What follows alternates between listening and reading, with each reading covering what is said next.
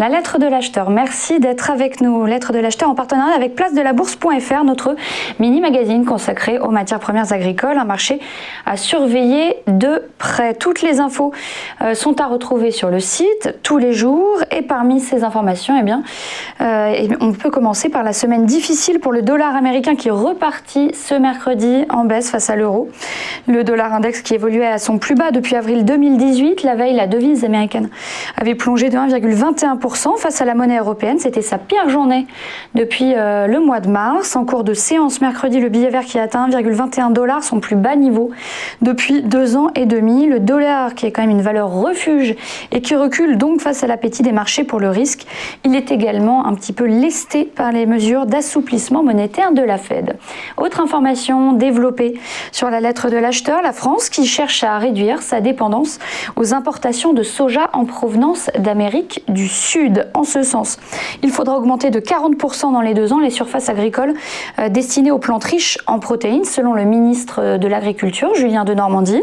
La France et d'autres pays de l'Union européenne importent des millions de tonnes de soja et de farine de soja chaque année, principalement du Brésil et de l'Argentine, afin de nourrir le bétail, ce qui les rend dépendants des prix mondiaux, des relations commerciales ou encore des pratiques environnementales de l'étranger. Objectif donc pour Julien Denormandie, regagner en souveraineté alimentaire. À plus long terme, la France prévoit de doubler d'ici 10 ans la surface totale de ses cultures pour la porter à 2 millions d'hectares, ce qui aiderait à réduire de 10% la dépendance du pays aux importations de protéagineux.